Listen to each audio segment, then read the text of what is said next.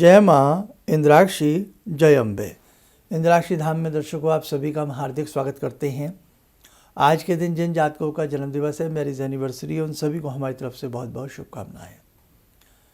आज का जो सब्जेक्ट है वो सूर्य के राशि परिवर्तन को लेकर के है। इस बार सूर्य के राशि परिवर्तन को लेकर भी बड़ा ही लोगों के मन में कन्फ्यूज़न है और मकर संक्रांति को लेकर भी सारी चर्चा इसमें होने वाली है। आइए पहले आज का हम पंचांग देखें। 13 जनवरी सन 2024, दिन शनिवार, संवत 2080, पौष मास, शुक्ल पक्ष, तिथि आज द्वितीया है। ध्यान से सुने हमारी बात। आज 13 जनवरी है, तिथि आज द्वितीया है। कल 14 जनवरी है, कल मकर संक्रांति है और कल तिथि तृतीया है। तृतीया तिथि सुबह 8 बजे तक रहेगी करीब। और जो चतुर्थी जो तिथि है उस तिथि का क्षय हो रहा है, वो तिथि क्षय हो रही है। और एक चीज़ और आपको खास बता दें, सोमवार की पंचमी तिथि है। ये सारी गणना आपके भी काम आएगी। तो ये आज के पंचांग की स्थिति है। और दूसरी बात, नक्षत्र जो है आज श्रवण है, राहु काल 9 से 10:30, दिशा शूल पूर्व दिशा। सूर्य कल रात्रि में राशि परिवर्तन कर रहे हैं। इसको आप 15 तारीख भी कह सकते हैं, अगर रात्रि के 12 बजे का पंचांग से आप चलते हैं। इसको आप 15 तारीख की सुबह भी ले जा सकते हैं और इसी बेला को, इसी घड़ी को आप 14 तारीख भी मान सकते हैं।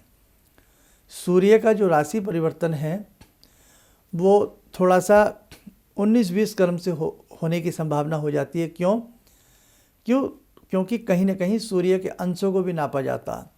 सुबह सूर्य उदय की हम स्थिति देखते हैं, कहीं सूर्य उदय इतने बजकर के इतने मिनट होते हैं, 5-10 मिनट का पहाड़ी इलाके को लेकर के और मैदानी इलाकों को लेकर के काफ़ी थोड़ा सा फ़र्क आ जाता है, आधे घंटे का भी फ़र्क आ जाता है। खैर, उस गणित में आप ना जाइए, आप मोटी भाषा में सुन लें कि 14 तारीख की रात्रि को 2:40 के आसपास, 43 मिनट के आसपास सूर्य धनु राशि से निकल कर के मकर राशि में जा रहे हैं। हर महीने में जब सूर्य राशि परिवर्तन करते हैं तो वो संक्रांति कहलाती है। धनु में जाते हैं तो धनु संक्रांति कहलाती है, मकर में जाते हैं तो मकर संक्रांति कहलाती है।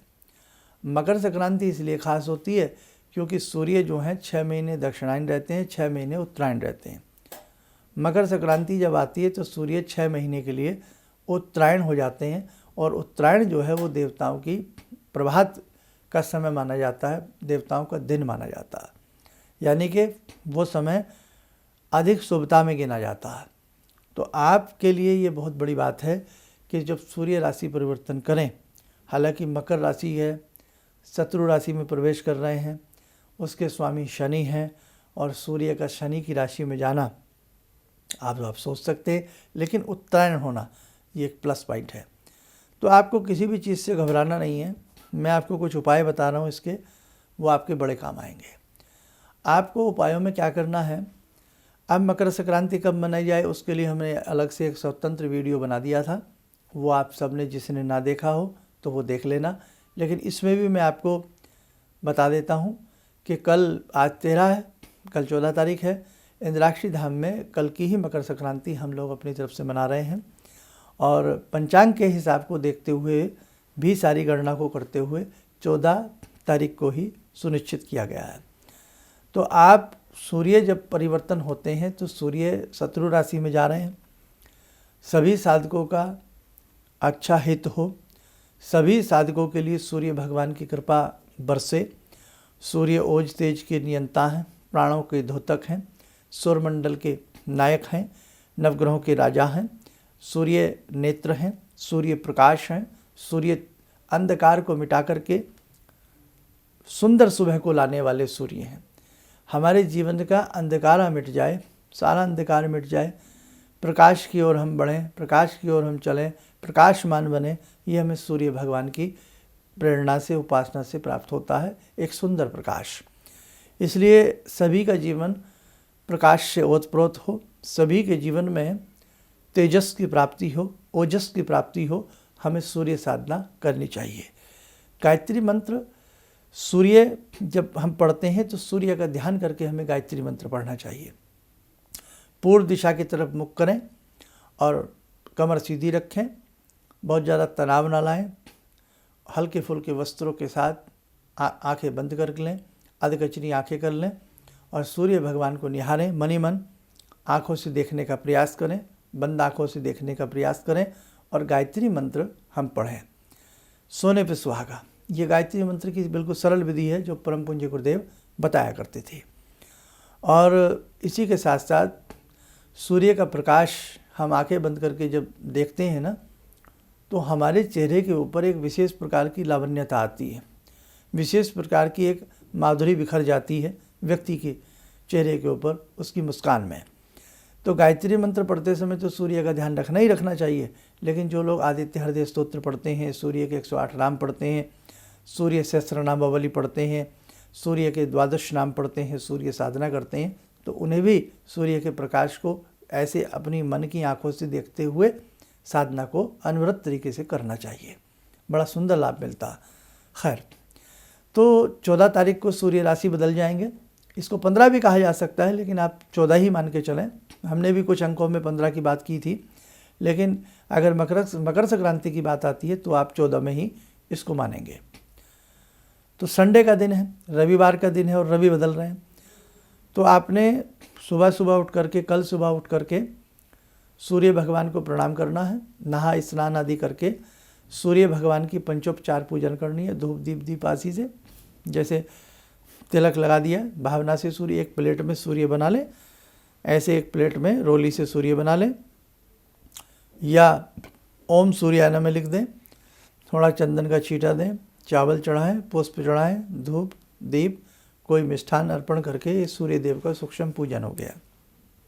उसके बाद आदित्य हृदय स्तोत्र पढ़ सकते हैं तो पढ़ें, नहीं तो ओम ह्रीं सूर्याय नमः इस मंत्र की 3 माला या 1 माला करें, या गायत्री मंत्र कर लें तो सर्वोत्तम है। मकर संक्रांति का पर्व भी बन जाएगा, गायत्री मंत्र भी पढ़ा जाएगा, सूर्य भगवान का ध्यान करके पढ़ें।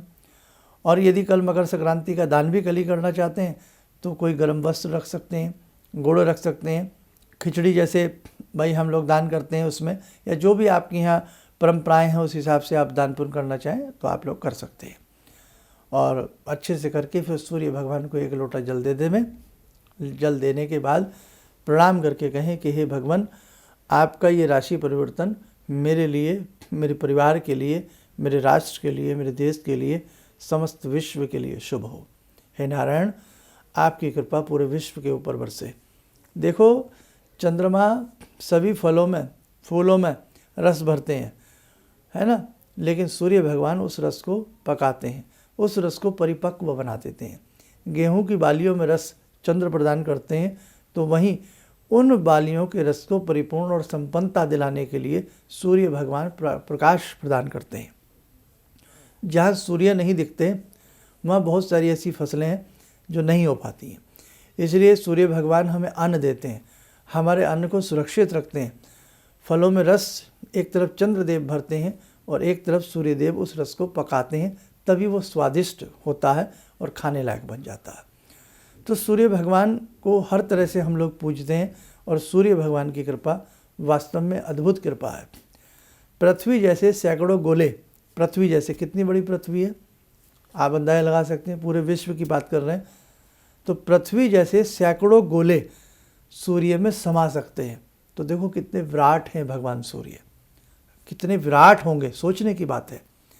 तो ऐसे सूर्य कि हमारे ऋषि मुनियों ने सूर्य साधना हमें बताई, और वास्तव में जैसे सूर्य सुबह के चमकीले सुनहरे होते हैं, ऐसा ही प्रकाश तेज आपके मुखमंडल पर बखेर देते हैं अगर साधक ढंग से सूर्य की साधना करें। तो भैया, आप जो राशि से ना डरें बिल्कुल भी, सबकी 12 की 12 राशियों पर सूर्य का प्रभाव शुभ होगा।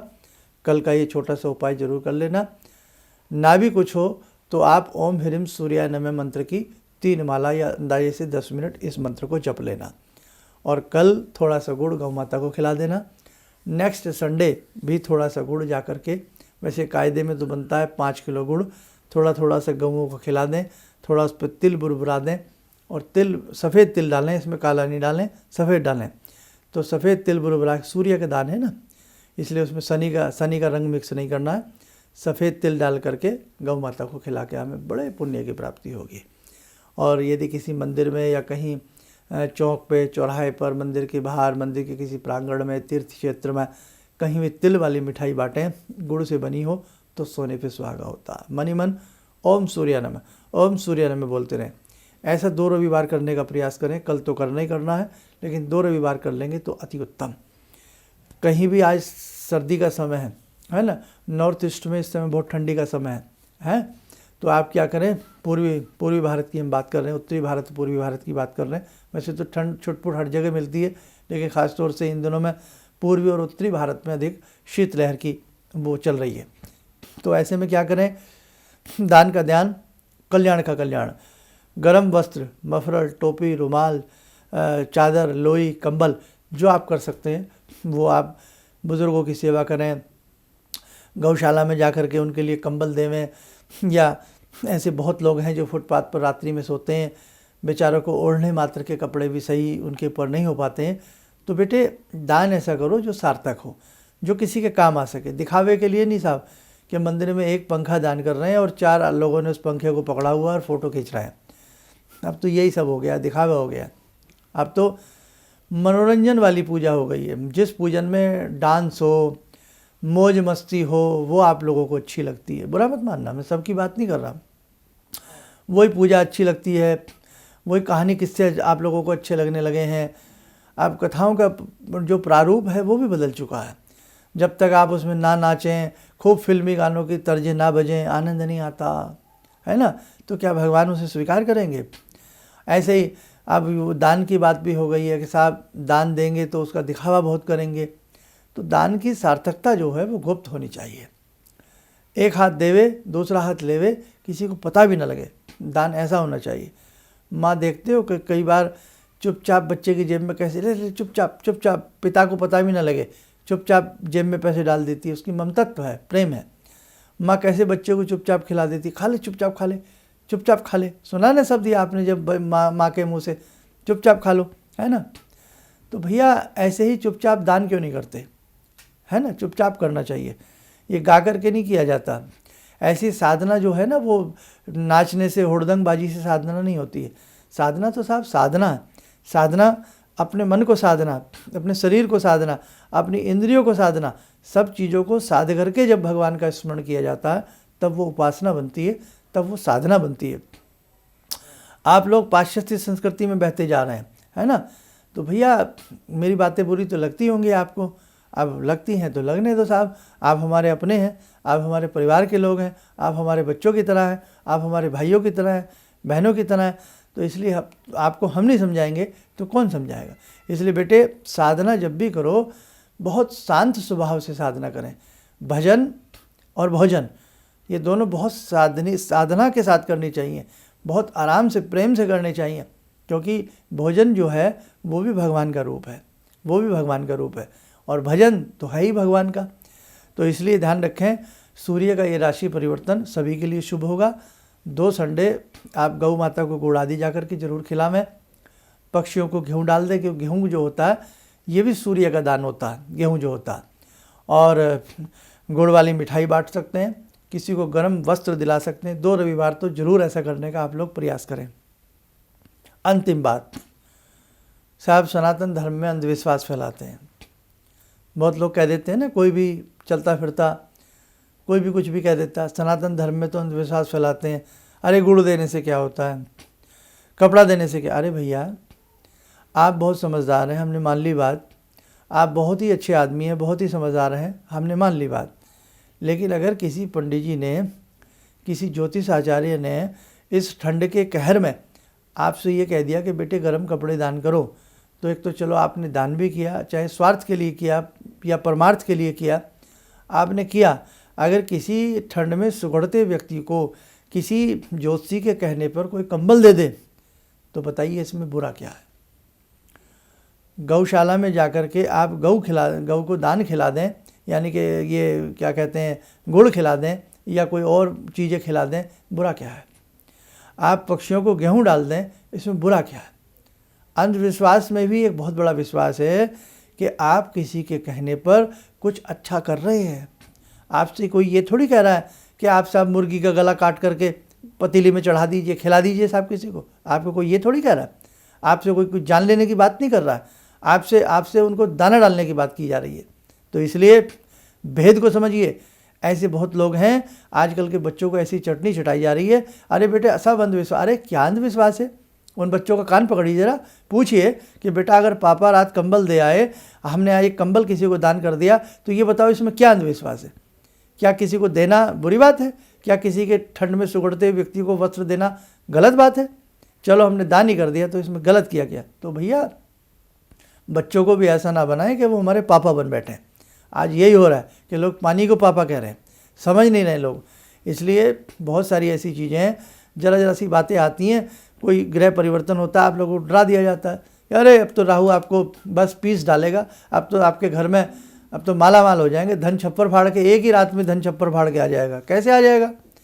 तो इसलिए समझिए, आप पढ़े लिखे इंसान हैं और बहुत विज्ञानवान हैं, बहुत दिमागवान हैं, इसलिए छोटी छोटी बातों में बहिएगा मत, बहकिएगा मत। चलिए अब बहुत हो गया, और इसलिए अच्छे से अपने दान पुण्य को करना, 2 संडे जरूर करने का प्रयास करना। और इस सर्दी में जितना आप गर्म वस्त्र दान करेंगे, बहुत अच्छा आपके मन को भी सुकून मिलेगा। आप किसी को उड़ाइए एक बार कंबल, 8-10 कंबल बांटिए, पूरा साल पैसा जोड़िए, 200 रुपये जोड़िए, 400 रुपये जोड़िए। कंबल बहुत महंगा नहीं आता, अगर हम जोड़ना चाहें तो 500-700 रुपये का अच्छा कंबल आ जाता है। आपने अगर हर साल एक सर्दी में 5 कंबल भी दान किए तो आपको बहुत सुकून मिलेगा, आपकी आत्मा को राहत मिलेगी। जब आप अपनी रज़ाई में घुस के सोएंगे, आपकी रज़ाई आपको इतनी सुंदर गरमाइश देगी कि आपको लगेगा हा क्या बात है साहब, है ना। तो इसलिए भैया सार्थक हमारे ज्योतिषी हैं और सार्थक हमारी सनातन विद्या है, जो वास्तव में विश्व के परोपकार के लिए ही उपाय आपको बताए जाते हैं। सर्वे भवन्तु सुखिनः, सर्वे सन्तु निरामया, सर्वे भद्राणि पश्यन्तु। समझ रहे ना आप, सर्वे भवन्तु सुखिनः, हम सबके सुख की कामना को चाहने वाले लोग होते हैं। इसलिए बेटे किसी के भी कहने सुनने पर मत जाना, अपने धर्म पर अड़े रहना, अपने गुरुओं की, ऋषियों की चिंतन की बातों को हमेशा सर माथे रखते रहना। आइए समय हो चला आज की ध्यान साधना का। आज की ध्यान साधना में जुड़ते हैं हम विराट भगवती, उस जगदम्बा से, उस जगजननी से जो पूरे विश्व का कल्याण करती हैं।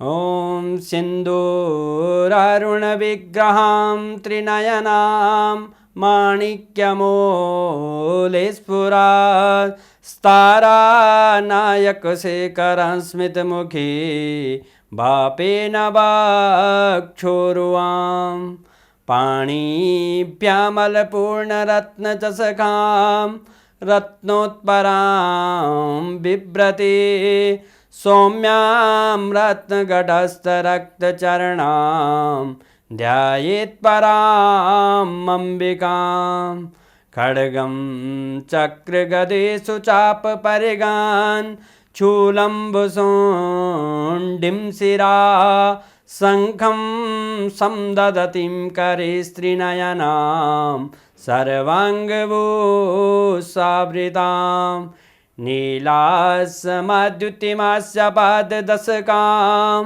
सेवे महाकालिकां यामास्तो स्वपितैहरो कमलजो हन्तुं मधुं कैटवम् विद्युद्दाम समप्रभां मृगपते स्कन्दस्थितां भीषणां कन्या विहकरवालखेटविलसा धस्ताविरासेवितां हस्तैश्चक्रगदाशिखेटविशिखां चापं गुणं तर्जनीं विप्राणामलिलात्मिकां शशिधरां दुर्गां त्रिनेत्रां भजे। कवच बना लें, ध्यान करें, भगवती दुर्गा का असीम प्रेम, असीम अनुकंपा हम सब के ऊपर बरस रही है।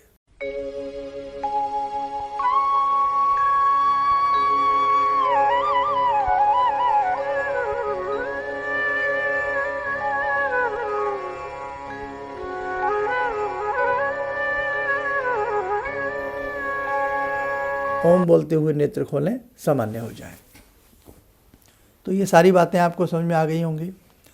अब वो 10 मिनट की साधना भी है, जो आप लोगों से करानी है।